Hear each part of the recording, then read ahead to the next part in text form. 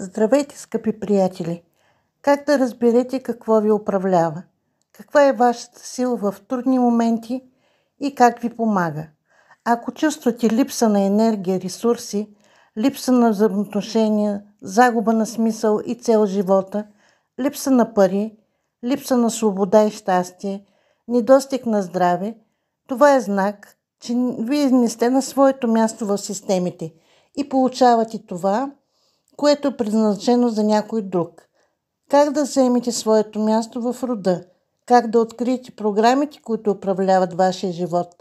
Отговорът е лесен.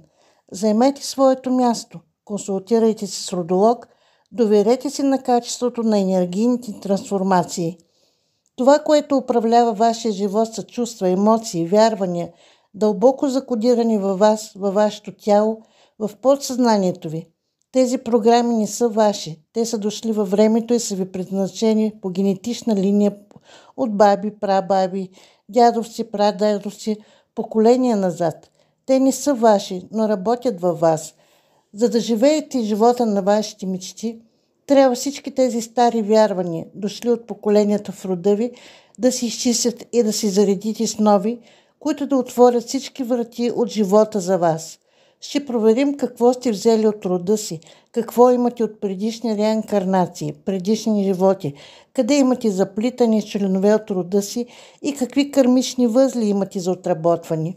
Всичко това може да се изчисти с няколко консултации и вие ще започнете да живеете живота на вашите мечти. Променете себе си и ще промените поколенията напред. Бъдете човека, който ще отвори вратите на щастието и изобилието на целия си род. Усетете силата на своя род.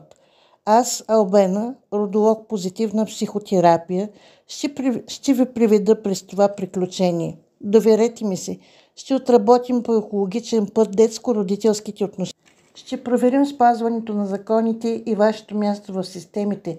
Ще се срещнем с вашите предци, ще поискаме закрилата и благословията им. Ще работим върху прошките и благодарностите. Ще трансформираме старите вярвания в нови. Запишете се за консултация и елате заедно да открием силата на вашия род. Станете господар на живота си. Аз, Албена, ще ви помогна за това. Благодаря, благодаря, благодаря.